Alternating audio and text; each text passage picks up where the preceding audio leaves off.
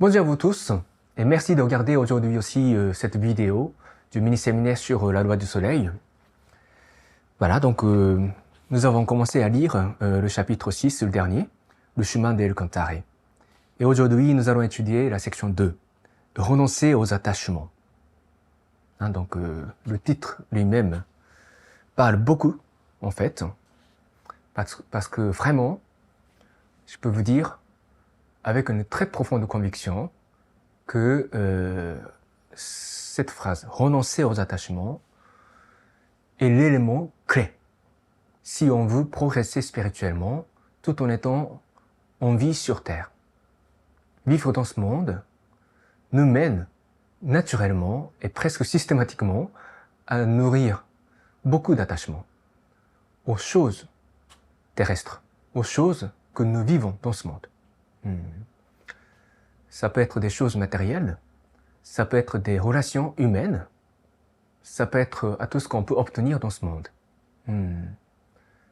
Bien sûr, les désirs que nous pouvons avoir en étant dans un corps physique. Donc bien sûr, il y a le désir charnel qui vient en premier, toujours. Voilà, ce qui n'est pas un mal en soi, mais quand on s'y attache, spirituellement, ça devient très négatif. Parce qu'on en est prisonnier. Et on perd la liberté sacrée que Dieu nous a accordée et au niveau de notre âme. Donc la même chose pour les autres désirs. Voilà. Donc vraiment, quand on apprend les enseignements de Maître Okawa, cet aspect de renoncement aux attachements est vraiment la clé. Oui, tout simplement, c'est la clé. Donc, il ne faut jamais oublier cet aspect. Il ne faut jamais oublier que nous sommes tous sujets à avoir de plus en plus d'attachements dans ce monde, qui nous empêchent de retourner dans le ciel au moment de notre mort physique. Voilà. C'est très simple, mais même les membres de la puissance, si on ne fait pas attention, on l'oublie. Et à notre insu, on a plein d'attachements qui nous attachent à ce monde terrestre. Donc ici, il y a vraiment des enseignements très profonds qu'il convient vraiment de garder à l'esprit en permanence pour pouvoir progresser sur le chemin de l'exploration du cœur juste, qui est la devise de tous les membres de la puissance. L'exploration du cœur juste. Ok. Donc, la section 2, il y a beaucoup de choses très importantes. Donc, j'essaierai de lire beaucoup de passages, voilà, pour que vous ayez des repères pour examiner votre façon de vivre. Donc, allons-y. D'abord, la première partie. Pour vous connaître vous-même, il vous faut d'abord abandonner ce que vous croyez être. Pour connaître votre être véritable, il vous faut vous défaire de votre faux moi. La première étape consiste à se rendre compte de l'existence de ce faux moi pour pouvoir y renoncer. Voilà, je m'arrête ici. Donc, il y a le faux moi. Chacun d'entre vous croyez, voilà ce que je suis. Mais il y a les parties fausses aussi. Et l'éveil consiste justement à s'éveiller à notre véritable moi. Je ne sais pas si vous vous rappelez, mais dans la section 1 de chapitre 6, il y avait cette phrase. L'éveil, c'est la rencontre de son soi réel. C'est pouvoir parler avec ses propres mots de ce qu'est son véritable cœur. C'est pouvoir affirmer, c'est cela mon moi. C'est comme ça que je suis. Voilà. C'est vraiment un grand exploit. C'est pas facile, quoi.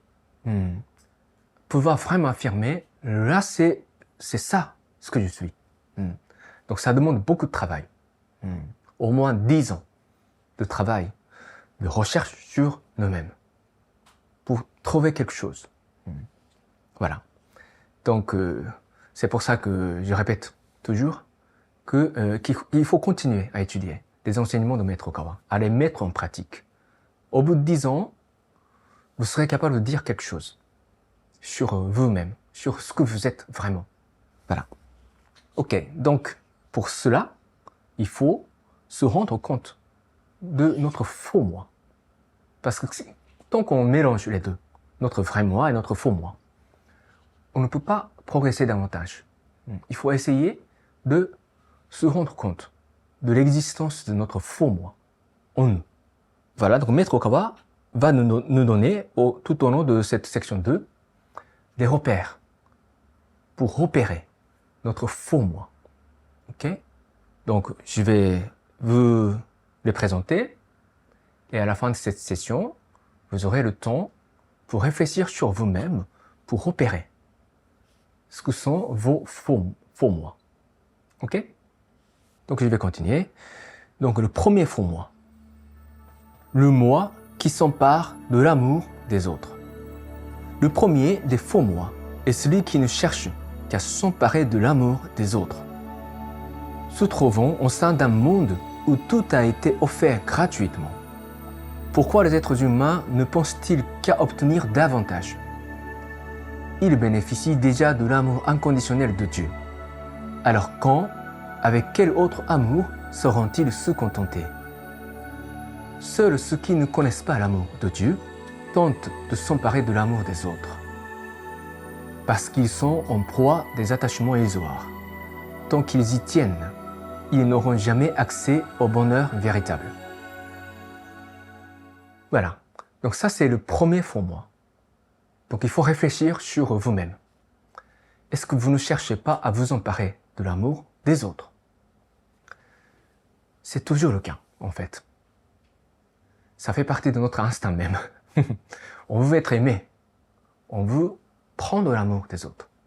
On veut être apprécié, on veut être aimé, on veut être remercié, on veut être reconnu. Voilà. Et ça, c'est notre premier faux moi. Parce que notre véritable moi, c'est profondément combien on nous a donné, déjà.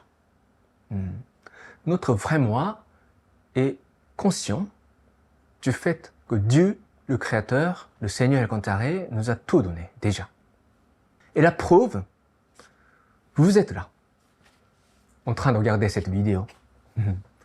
Vous avez de l'air à respirer, vous avez votre corps, donc, et j'imagine que vous avez votre maison, de quoi à manger, vos vêtements, surtout le monde dans lequel vous vivez. Cette planète. Ce n'est pas par hasard que tous ces environnements de notre planète Terre est là. Ce n'est pas du hasard. La foi, c'est percevoir qu'il y a de l'amour en tout, dans tout ce qu'on voit dans ce monde. C'est ça la foi. Voir l'amour de Dieu, l'amour du Créateur. Donc, ça demande un travail intérieur pour vraiment se rendre compte de ce fait. On a tout reçu déjà. Notre petit cerveau cherche toujours ce qui nous manque. Et on est toujours mécontent. On désire toujours quelque chose de plus. Mais notre quête de l'éveil doit nous conduire à cette conscience que, en fait, tout a été déjà donné. Et notre vrai moi sait que nous sommes venus dans ce monde pour donner. Voilà. Pour donner de la lumière. Pour apporter de la lumière au monde. Pour apporter l'amour dans ce monde. Notre vrai moi le sait. Donc il faudra réfléchir profondément sur ça. Okay? Et c'est très important aussi. Donner, c'est notre bonheur. Parce que, selon la logique de ce monde, c'est quand on reçoit quelque chose qu'on est heureux.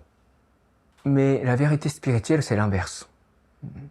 Être capable d'apporter quelque chose aux autres et au monde, c'est là qu'on ressent le bonheur.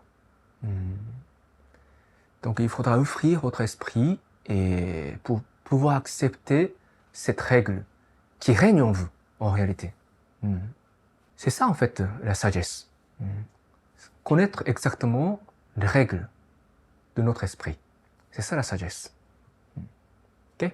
Donc, c'était le premier point. Maintenant, passons au deuxième faux moi. Le moi qui ne croit pas en Dieu. Les gens les plus pitoyables sont ceux qui ne croient pas en Dieu, ni au fait qu'il a créé ce monde. Ce sont ceux qui croient que les êtres humains naissent par hasard suite à l'union sexuelle d'un homme et d'une femme et vivent de façon totalement autonome, isolés du reste de la population. C'est là qu'on trouve le faux moi le plus déplorable. Ceux qui déclarent « Je ne crois pas au salut de Dieu. Si vous voulez que j'y croie, montrez-moi la preuve », portent déjà un jugement sur Dieu. Ils sont si orgueilleux qu'ils pensent pouvoir juger leur Créateur. Mais la preuve suffisante de l'existence de Dieu, qui observe l'humanité depuis bien avant la naissance même de la Terre, est totalement hors de portée des humains. S'ils exigent une preuve, elle se dévoilera à leur retour dans l'au-delà. Seulement, tout sera presque trop tard. Dans l'obscurité la plus profonde, ils se trouveront dans une confusion complète jusqu'à ce qu'ils ne puissent même plus justifier leur propre existence. Voilà. Donc le deuxième faux moi, c'est le moi qui ne croit pas en Dieu. Bon, la plupart d'entre vous qui regardez cette vidéo, qui prenaient la peine de regarder cette vidéo, vous croyez déjà en Dieu. Et vous savez très bien qu'autour de vous, il y a beaucoup de personnes qui ne croient pas en Dieu. Donc, ce sont des êtres pitoyables en réalité. C'est parce que ils vivent dans l'ignorance fondamentale de ce qu'ils sont en réalité. Voilà. Mais même vous qui croyez déjà en Dieu, est-ce que votre croyance est profonde? C'est ça en fait, la question qu'il faut toujours se poser. Parce que la foi, ce n'est pas seulement une certaine décision mentale. Moi, j'ai décidé de croire en Dieu. C'est ça le début, mais ce n'est pas la finalité. La foi, c'est quelque chose qu'on vit, avec tout son être. Par exemple, croire en Dieu signifie également croire en sa volonté d'avoir créé ce monde terrestre et les autres âmes. Donc, croire en Dieu mène naturellement à l'amour des autres. Je ne sais pas si vous croyez cette logique. Quand on croit vraiment en Dieu, on ne peut qu'aimer les autres. L'inverse n'est pas possible. Quand l'inverse se produit en nous, cela veut dire que notre croyance est limitée. On ne vit pas vraiment notre croyance, notre foi en Dieu. Vous voyez? Donc, déclarer une guerre aux autres créatures sur Terre, au nom de Dieu, il y a une contradiction très très profonde. Bien sûr, les choses qui se passent dans ce monde n'est pas si simple que ça. Mais sur le fond, les croyants de Dieu ne peuvent pas agresser les autres créatures sans aucune hésitation. Voilà. Donc, il faut s'interroger toujours si on croit vraiment dans ce fait que Dieu a tout créé. On est également mécontent de la situation dans laquelle on vit. C'est la même chose pour tout le monde. Il y a toujours des sources d'insatisfaction. Toujours. Quand on est dans un pays défavorisé, on va dire, en voie de développement, vous pouvez vous plaindre du manque de beaucoup de choses comparé aux pays dits avancés. Mais je vous assure que dans des pays avancés, il y a toujours ce sentiment. Je vous assure. Ce sentiment d'insatisfaction ne sera jamais satisfait. Sans la foi en Dieu, pour simplifier les choses. C'est-à-dire sans travailler à l'intérieur de nous-mêmes. Notre quête du désir terrestre, c'est sans fin. C'est sans fin. Vous vous rendez compte? Si vous n'avez pas de bon smartphone, par exemple, vous voulez un bon smartphone. Mais quand vous l'aurez, il est sûr et certain que vous vous mettrez à avoir envie d'autres choses, d'autres outils plus avancés, quoi, plus attractifs, et ainsi de suite. C'est sans fin. Voilà. Donc, il faudra réfléchir sur la nature de votre foi en Dieu. Et si vous avez du mal si vous avez du mal à croire en Dieu, si jamais, hein, il faudra retenir cette phrase. Hein. Vous êtes pitoyable. Le fait que vous n'arrivez pas à croire en Dieu. Même si vous avez la réticence avec ce mot Dieu, ce qui est souvent le cas en France, hein, avec les gens qui ont décidé de prendre la distance avec l'Église catholique. Pour vous, Dieu, c'est l'Église catholique. Mais vous pouvez dire que vous croyez en la force universelle, dans le ciel, voilà, donc, dans tout ce que vous voulez, mais avoir la foi dans quelque chose qui vous dépasse et qui a tout donné pour que nous puissions exister. Si vous n'arrivez pas à accepter ça, ça veut dire que vous êtes fermé. Vous vous êtes enfermé dans une conception de monde petite. Et vous êtes pitoyable. Dans cet état, vous ne pouvez pas goûter le bonheur de la rencontre avec votre vrai moi. Donc je vous invite à vous offrir votre cœur. Ok, donc le troisième faux moi, je vais lire. Le moi qui ne fait pas d'effort. Le troisième faux moi est celui qui ne fait pas d'effort. Le moi qui ne fait pas d'effort signifie en premier lieu être indolent et paresseux. Puis deuxièmement, ne pas vouloir apprendre la vérité. Et en troisième lieu, être incapable d'apprécier les autres équitablement. Et enfin, quatrièmement, ne pas avoir le cœur ouvert. Dieu attend des efforts infinis de la part des humains.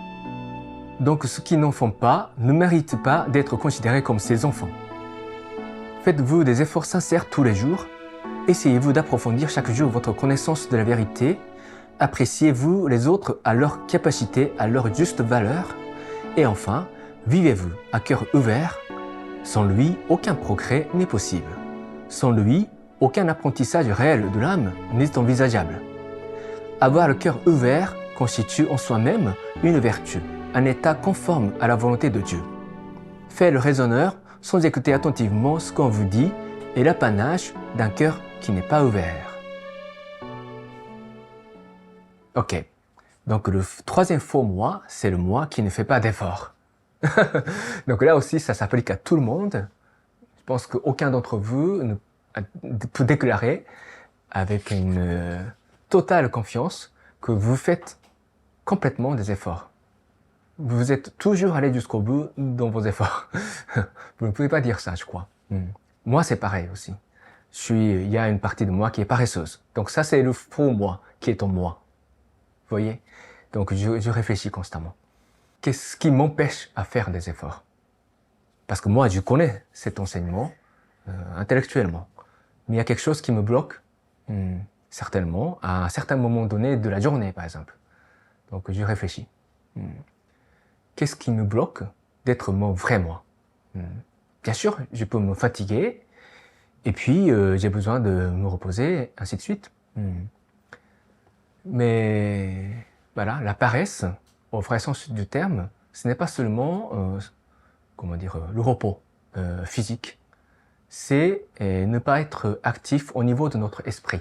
Vous voyez, ne pas manifester l'éclat de notre âme en tant qu'enfant de Dieu à tout moment. C'est ça en fait la paresse, au vrai sens du terme. Ok. Donc, il dit, le moi qui ne fait pas d'effort, ça signifie en premier lieu être indolent et paresseux. Voilà, donc on a vu, il faut se demander, il faut s'exposer à ces conditions, quoi. Pour vous assurer, par exemple, si votre journée, au cours de votre journée, vous avez été votre vrai moi ou pas. Si vous avez été totalement paresseux, ça veut dire que vous n'avez pas été votre vrai moi. Ok? Deuxièmement, ne pas vouloir apprendre la vérité. Est-ce que vous avez appris quelque chose sur la vérité aujourd'hui? Si rien, ça veut dire que vous n'avez pas vécu, en fait, cette journée. Vous vivez chaque jour pour apprendre. Et apprendre la vérité. Donc, il faut faire les efforts pour apprendre la vérité.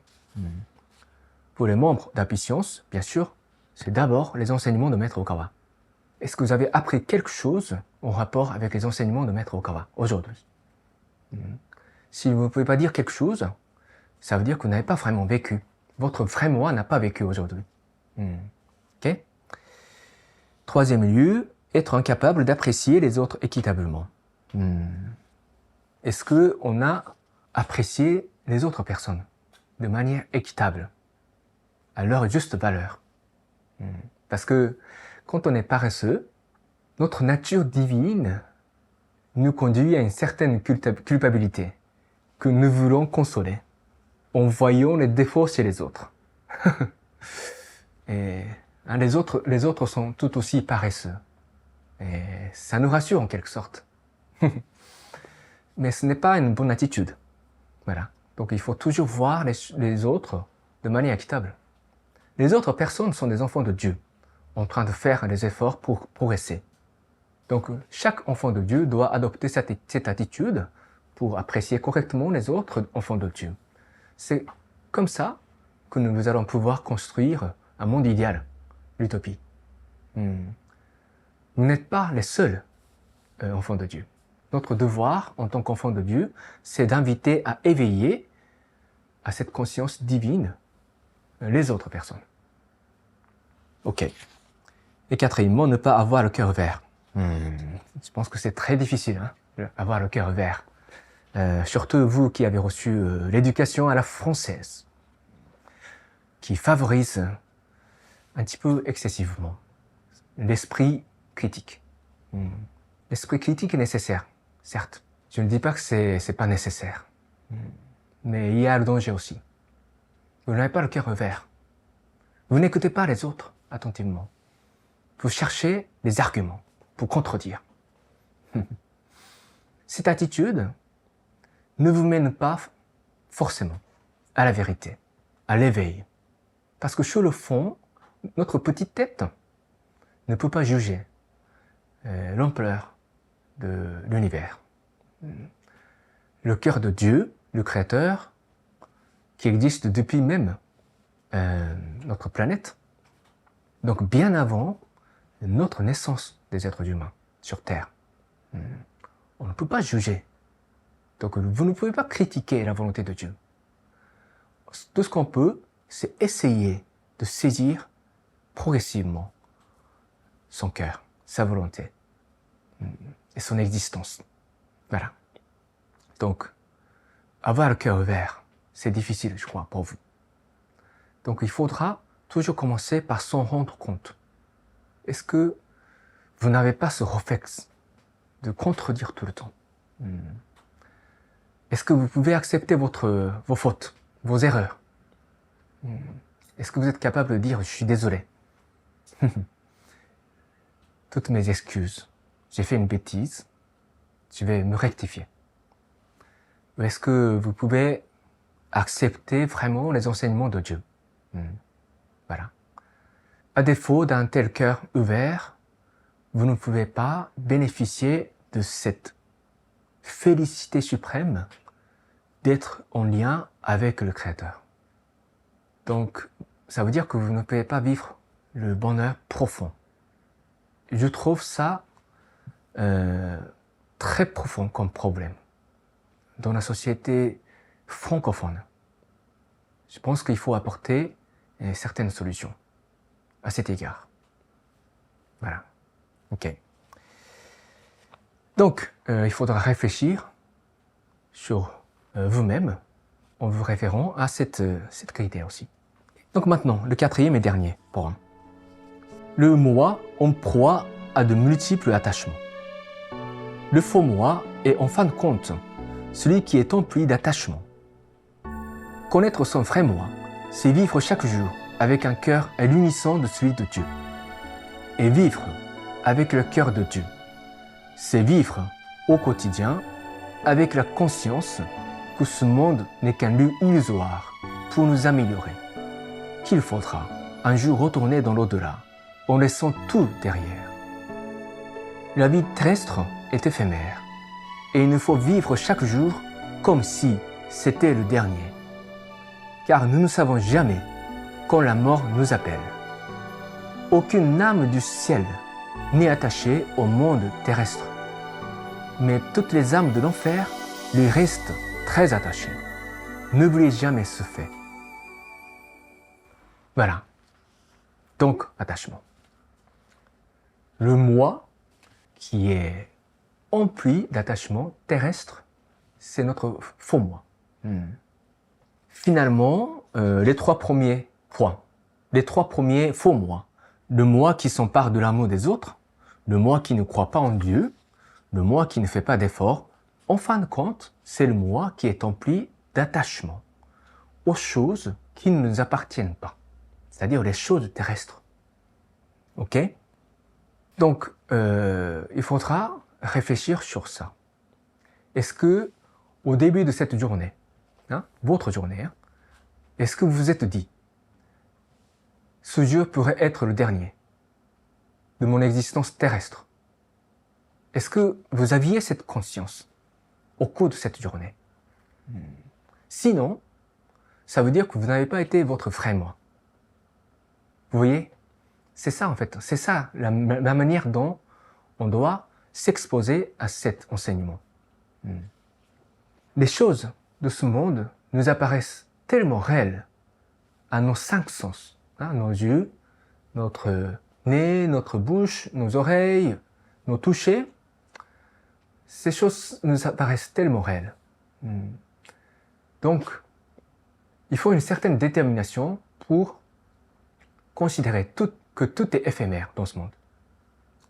Il faudra vraiment vous éveiller à votre véritable moi spirituel qui réside en vous, dans le corps physique, qui vivait temporairement dans ce monde, pour une certaine raison. Notre survie, notre existence dans ce monde n'est jamais une finalité en soi. Et il faut une certaine détermination pour se maintenir dans cette conscience. Voilà.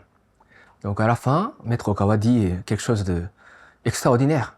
Aucune âme du ciel n'est attachée au monde terrestre. Aucune. Mais toutes les âmes de l'enfer lui restent très attachées. Voilà. Cette phrase, c'est profonde. Si vous, au fond de vous-même, sans mentir, si vous ne pouvez pas vous détacher de certaines choses de ce monde, cela veut dire que vous ne pourrez pas remonter au ciel parce que vous êtes trop lourd. Donc vous sombrez dans l'enfer jusqu'à ce que vous serez capable de les renoncer. Voilà. Très bien. Donc, cette section 2 contient beaucoup d'enseignements très importants qui convient vraiment de réfléchir chaque jour profondément. Est-ce que vous vivez en étant votre vrai moi ou pas? Ok? Voilà. Donc maintenant, je vais réciter la prière à l'esprit gardien, l'esprit guide. Et je vous laisse contempler sur ce qui a été dit aujourd'hui. Prière à l'esprit gardien et l'esprit guide. Mon esprit gardien, mon esprit guide, au plus profond de mon cœur. Vous êtes ma fontaine de vie, ma lumière d'espérance, ma source de sagesse, mon bouclier de courage. Assiste-moi, je vous prie, dans mon apprentissage quotidien. Polissez mon cœur chaque jour. Donnez-moi chaque jour de bonnes inspirations. Rectifiez le parcours de ma vie. Gardez-moi loin de tous les maux.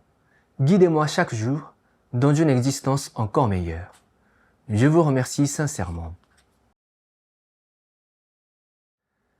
Ok, maintenant, redressez bien votre dos s'il vous plaît et fermez vos yeux légèrement et détendez-vous. Relâchez vos épaules. Il faut garder votre colonne vertébrale bien droite. Maintenant, on commence à respirer calmement en utilisant le bas de votre abdomen, là où se trouve votre deuxième chakra. Et continuez votre respiration en ressentant que le calme revienne en vous. C'est le moment où votre moi spirituel s'éveille, alors que votre être physique s'apaise. Dans votre contemplation profonde, il faudra essayer de faire descendre le centre de votre pensée du niveau de votre tête jusqu'au cœur d'abord, Parce que dans la vie, au quotidien, vous pensez avec votre tête, souvent. Et il faudra faire descendre le centre de votre pensée, de tête jusqu'au cœur, et ensuite de la partie de votre cœur jusqu'en bas de votre abdomen. Parce que c'est là que vous êtes connecté au monde céleste, à votre esprit gardien. C'est comme ça que votre réflexion sera en accord profondément avec la volonté de Dieu, avec la volonté du ciel. Et c'est ainsi que vous allez redevenir ce que vous êtes vraiment. Et dans cette pratique, il faudra également imaginer que la lumière de Dieu, le Seigneur Elkantaré, déverse en vous, en passant par votre colonne vertébrale bien droite. Imaginez un tube d'environ 5 cm de diamètre. La lumière du Seigneur Elkantaré traverse ce tube pour remplir votre être de sa lumière dorée. C'est avec cette lumière que vous allez contempler ce que vous êtes au quotidien. Aujourd'hui, il faudra essayer de repérer les 4 faux moi en vous, les 4 faux moi. D'abord, le moi qui s'empare de l'amour des autres. Deuxièmement, le moi qui ne croit pas en Dieu. Troisièmement, le moi qui ne fait pas d'efforts. Et quatrièmement, le moi en proie à de multiples attachements. Vous devez repérer ces faux moi en vous pour ensuite pouvoir vous en débarrasser, pour vous éveiller à votre vrai moi. Allez-y, je vous laisse commencer.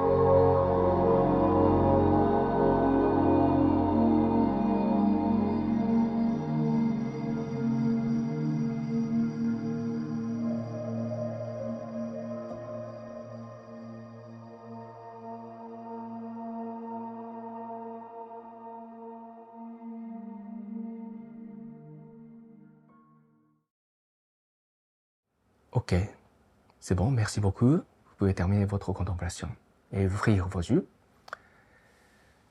Voilà, donc j'espère que vous avez pu trouver quelque chose en vous. Il faudra noter que ce type d'apprentissage, il faut que ce soit concret. Au bout de chaque pratique, il faudra que vous puissiez dire quelque chose. Aujourd'hui, j'ai trouvé en effet quelque chose. Il ne faut pas que ce type de pratique intérieure reste au niveau vague, on va dire. Je me suis senti bien. Je me suis senti bien apaisé. Et ce qui doit être le cas, c'est normal, mais il faudra aller plus loin. Dans cet état apaisé, normalement, vous serez capable de voir ce que vous êtes réellement, comme si vous vous regardiez dans un miroir bien lisse, ou comme si vous regardiez le fond d'un lac dont la surface est bien apaisée, sans vagues. C'est pour cela que l'apaisement de l'esprit est indispensable pour pratiquer ce type de contemplation intérieure. Ok? Très bien, donc j'ai dit beaucoup de choses. Aujourd'hui c'était long, mais c'était tellement important. Je ne voulais pas raccourcir. Voilà, donc vous pouvez écouter plusieurs fois cette intervention pour vous assurer d'avoir bien compris tous ces points pour pouvoir les mettre en pratique au quotidien. Et ça vous permettra de vivre de manière plus rayonnante. Je vous assure, vous vous sentirez plus rayonnant. Voilà. Ok, donc c'est tout pour aujourd'hui. Merci beaucoup pour votre attention. Donc portez bien vous tous. Le printemps arrive. Et voilà, donc j'espère vous revoir bientôt. À la prochaine!